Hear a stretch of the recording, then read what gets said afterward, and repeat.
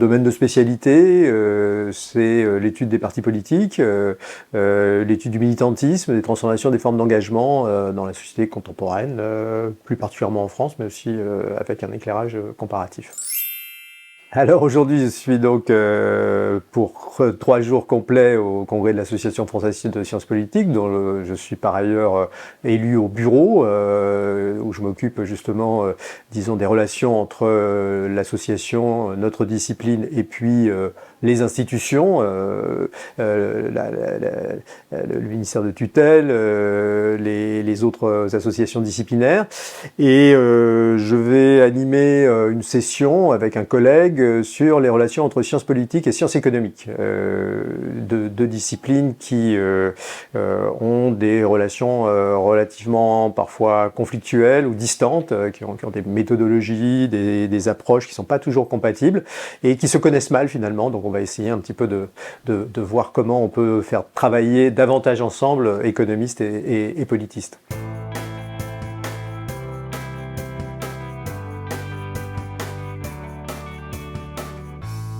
C'est vrai que quand j'ai commencé mes recherches, il y a maintenant assez longtemps, à la fin des années 80, début des années 90, on avait un système de partis en France qui était assez stabilisé autour de deux pôles, gauche et droite, eux-mêmes avec deux partis, on pourrait dire, assez de force inégale, mais quand même complices, ou en tout cas rivaux et complices selon les temps, selon les moments. Le Parti communiste, le Parti socialiste à gauche, et puis à droite, le RPR gaulliste, et puis l'UDF, une nébuleuse de partis centristes.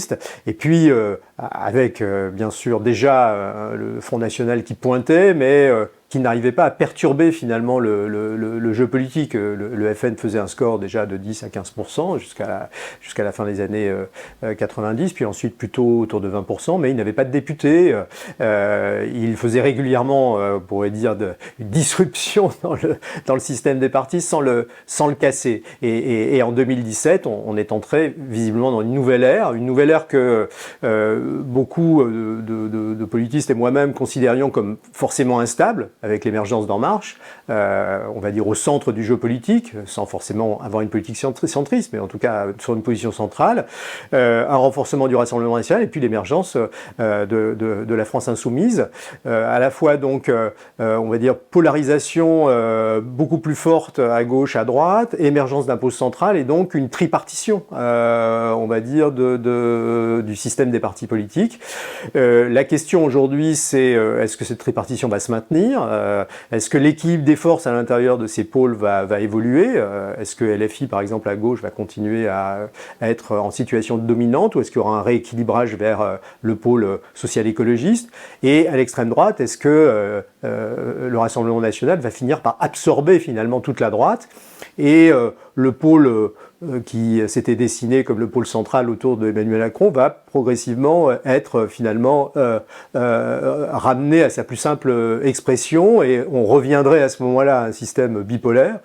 Donc c'est un petit peu une interrogation.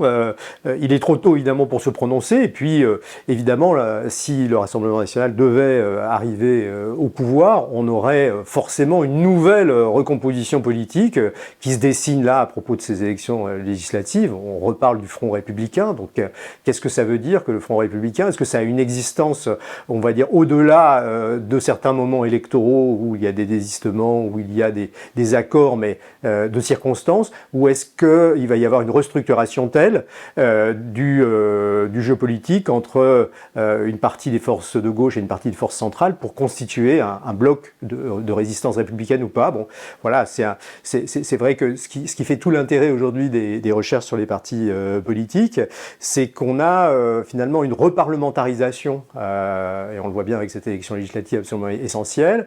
Les partis politiques qu'on croyait disparus, morts, remplacés par des entreprises politiques personnelles, redeviennent finalement des acteurs assez majeurs. C'est eux qui négocient les coalitions, c'est eux qui vont probablement demain faire qu'il y ait un gouvernement en France, c'est aussi qu'ils vont négocier, on le voit là actuellement, les accords de désistement ou les programmes qui orientent l'action gouvernementale. Donc voilà, j'ai la chance de m'intéresser, on va dire, à un domaine en pleine perturbation.